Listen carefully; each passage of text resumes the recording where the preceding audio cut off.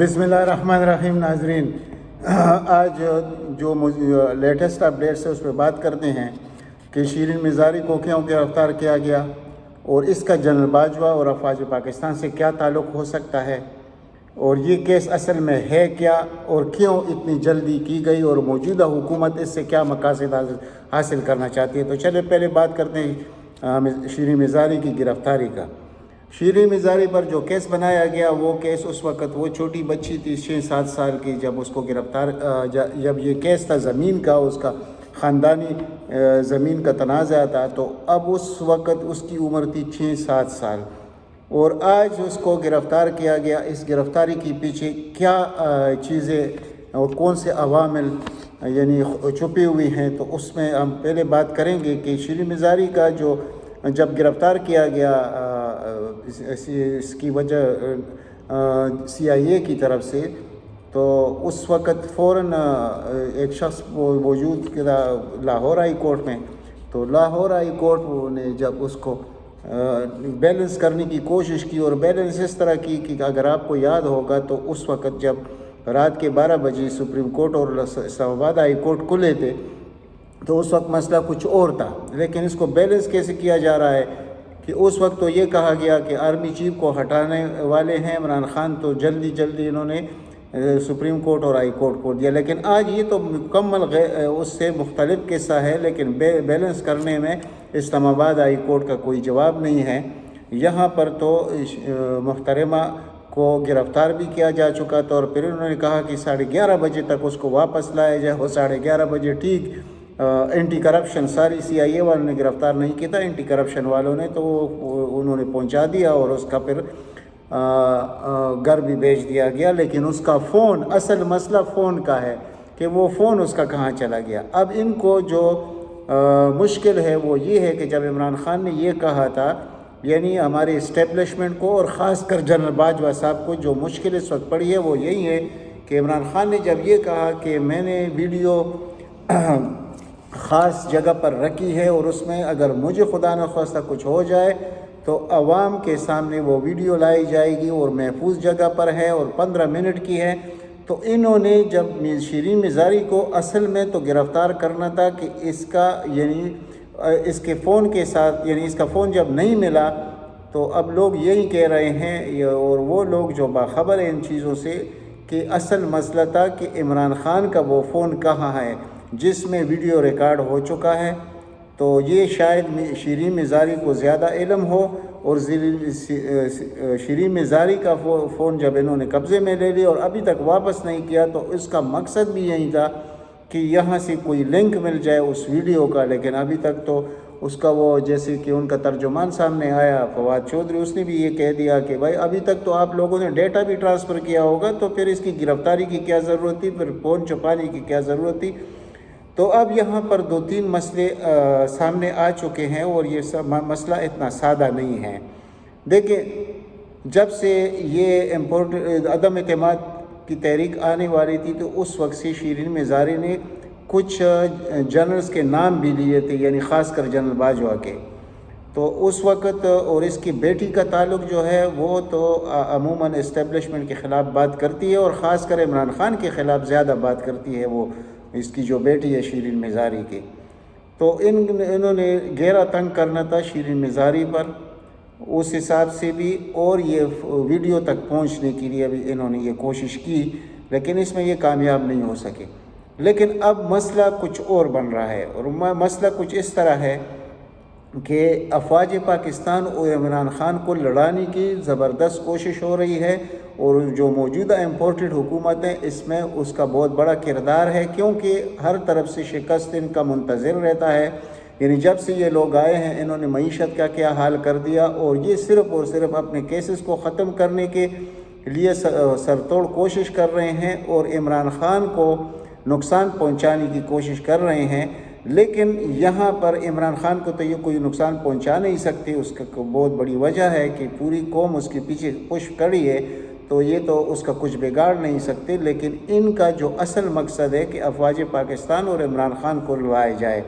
तो इमरान खान और अफवाज पाकिस्तान को लड़ाने के लिए इन्होंने बहुत मुख्तलिफ हरबे इस्तेमाल किए, क्योंकि इसको जो कुछ भी होगा یعنی جو انسرٹنسی یا کوئی حادثہ خدا نہ کرے اس ملک میں ہوگا تو اس میں افواج پاکستان کا نام سب سے پہلے آئے گا، اور افواج پاکستان پھر اپنے آپ کو اس سے یعنی کتنی بھی کوشش کرے وہ اس کو اپنے مبرہ نہیں کر سکیں گے۔ اور افواج پاکستان کی جب ہم بات کرتے ہیں تو کچھ جنرلز کی بات کرتے ہیں، تو جو کچھ انہوں نے کر دیا ہے اب یہ ایک ایسا فعل ان سے سرزد ہو چکا ہے کہ اب کچھ بھی ہو اس ملک میں تو اس کا ذمہ دار گردانا جائے گا جنرل باجوہ صاحب کو، جنرل ندیم امجد کو، اور پھر اس کو جوڑا جائے گا کہ یہ افواج پاکستان نے یہ سب کچھ کیا ہے، اور افواج پاکستان کو دنیا میں بدنام کرنے کا بھی طریقہ ہوگا۔ لیکن اب جتنا لوگ اور سوشل میڈیا پر اور جو پاکستانی کچھ تجزیہ کار جو پاکستان کے لیے سوچتے ہیں وہ عموماً یہی بات کرتے ہیں کہ جنرل باجوہ ذرا ہوش کے ناخن لے اور اس چیز کو ریورس کرے، جلد از جلد لانگ مارچ سے پہلے اسمبلیاں توڑنے کی طرف اس حکومت کو لے جائے۔ اور اب اس حکومت نے بھی وہی کام شروع کر دیا جو ان کا وتیرہ ہے، یعنی افواج پاکستان کو بدنام کرنے کا ان کا پرانا ریکارڈ ہے۔ یہ سب ایک ہے، یہ نہیں سوچنا چاہیے کہ یہ بوٹ پالش کرتا ہے اور دوسرا بھائی جو لندن میں بیٹھا ہے تو وہ دھمکیاں دیتا ہے یا اس کی بیٹی دھمکیاں دیتی، یہ سب ایک ہے، ان میں فرق کچھ نہیں۔ آج کل آپ لوگوں نے دیکھ لیا کہ یہ بھی ابھی فوج پر تانہ زنی اس نے شروع کر دی ہے، یہ جو بوٹ پالش والا ہے جس کا نام شہباز شریف ہے۔ تو اب ان کا سارا جو سیاست جس چیز کی پیچھے کے ارد گرد گھومتا ہے وہ صرف اور صرف کہ افواج پاکستان اور عمران خان کو لڑایا جائے، لیکن اس میں یہ کامیاب تو ہو نہیں سکتے۔ اور اس دن انہوں نے یہ کوشش کی کل ملتان کے جلسے میں کہ عمران خان کو جب وہ واپس آئے گا تو ہم اس کو گرفتار کریں گے، اور یہ ایک شوشہ انہوں نے چھوڑ دیا۔ اور ادھر بنی گالہ کی طرف رات کو پولیس آئی، اور پھر جب لوگ سامنے آئے تو انہوں نے یہ کہا کہ یہ تو صرف ایک سرچ آپریشن تھا۔ تو اس وقت تو عمران خان پشاور گئے تھے، اور پشاور میں کور کمیٹی کا کل جو اجلاس ہوگا اس اجلاس میں فیصلہ کیا جائے گا کہ لانگ مارچ کب اور کس دن سے شروع ہوگا۔ تو اس سے پہلے انہوں نے کوشش یہ کرنی تھی، اور یہ جو ہمارا وزیر داخلہ ہے جس کو یہ پتہ ہی نہیں ہے کہ اس کے بعد پھر ہوگا کیا اس ملک میں، اس کو ابھی تک عمران خان کے زور کا پتہ نہیں چل سکا۔ یہ بالکل بیہودہ قسم کے لوگ ہیں، ان کا یعنی ذہن کوئی مفلوج ہو چکا ہے، ان کو یہ پتہ نہیں ہے کہ اگر عمران خان پر ہاتھ ڈالا جائے گا یا جس طرح شیریں مزاری پر ہاتھ ڈالا گیا تو یہ لوگ خاموش تو نہیں رہیں گے، تو پھر اس کا انجام ہوگا کیا۔ اس انجام کو سوچنے سے پہلے یعنی کہ یہ تو بہت آدمی پر وہ سوچ میں پڑ جاتا ہے کہ خدا نخواستہ اگر عمران خان کو یہ کسی طریقے سے نقصان پہنچانے کی کوشش کریں گے، گرفتار کرنے کی کوشش کریں گے تو اس کا پاکستان پر اثر کیا ہوگا، اور اس کی پھر ساری ذمہ داری جب افواج پاکستان پر آئے گی تو افواج پاکستان عوام کے نظروں میں کیسے ٹھہریں گے، کیا سوچیں گے عوام اس کے متعلق۔ تو اس وقت جو کارڈ ہے سارے وہ تو جنرل باجوہ کے ہاتھ میں ہیں کہ بھائی جو طریقہ ہے اپنی عزت کو بھی بچانے کا مسئلہ ہے، افواج پاکستان کو بھی بچانے کا مسئلہ ہے، یعنی کہ یہ تو نہ نواز شریف ہے نظرداری ہے کہ وہ صرف سازشیں کرتا رہے گا آپ کے خلاف،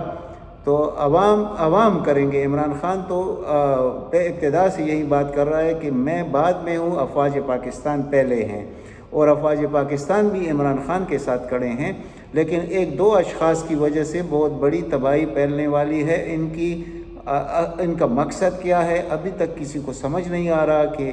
یہ طول کیوں دے رہے ہیں اس مسئلے کو، اس لانگ مارچ کو خواہ یعنی کرنا کیوں چاہتے ہیں۔ اگر یہ نہیں چاہتے تو یہ ریورس کر دیتے اور انتخابات کو، اس حکومت کو انتخابات کی طرف لے جاتے تو مسئلہ حل ہو جاتا، پھر عوام نے فیصلہ کرنا تھا۔ اور اس سے پہلے عوام کے فیصلے سے پہلے بھی ایک بہت بڑا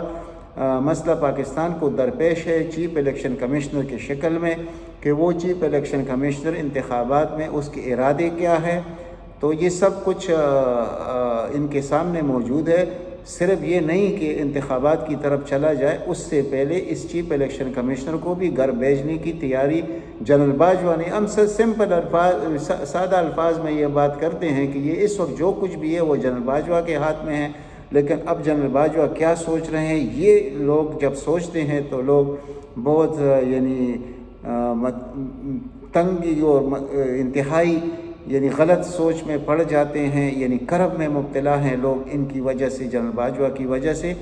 تو اگر اس کو یہ الفاظ برے لگتے ہیں تو ہم تو وہ بات کریں گے جو پاکستان کے مفاد میں ہوگی، اور پاکستان کے مفاد میں اس وقت سمپل بات ہے کہ الیکشن کی طرف چلا جائے اور اس چیف الیکشن کمشنر کو کسی بھی طریقے سے ہٹایا جائے، تو تب پاکستان میں استحکام بھی آئے گا۔ ورنہ یہ لوگ تو ڈیفالٹ کرنے کے قریب پہنچا چکے ہیں پاکستان کو۔ یہ جو خود کو تجربہ کار اور پتہ نہیں کیا کچھ سمجھتے تھے، یہ جیسے پل اور جیسے روڈ بنا رہے تھے، یہ وہ چیز نہیں ہے۔ ملک کو چلانا اس شخص کا کام نہیں ہے، تو اس شخص کو مسلط کرنے کا یعنی کیا تک بنتا تھا، اور یہ کیوں مسلط کیا گیا اس ملک پر؟ تو اس کا جواب تو جنرل باجوہ نے یعنی یہ سوال تو جنرل باجوہ کا پیچھا کبھی نہیں چھوڑے گا۔ تو اب بھی وقت ہے کہ وہ اس سے پیچھا چھڑانا چاہتے ہیں تو صاف و شفاف انتخابات کی طرف ملک حکومت کو لے جائے، اور اس سے پہلے چیف الیکشن کمشنر کو چلتا کرے، کیونکہ اس وقت جو ریومرز آ رہے ہیں عوام کے سامنے وہ انتہائی خطرناک ہے، اور اس کے نتائج پاکستان کے لیے اچھے نہیں ہیں۔ اب تک اتنا ہے، انشاءاللہ ملتے ہیں اگلی ولاگ میں۔ اللہ تعالیٰ آپ سب کو اپنے حفظ و امان میں رکھے۔ والسلام۔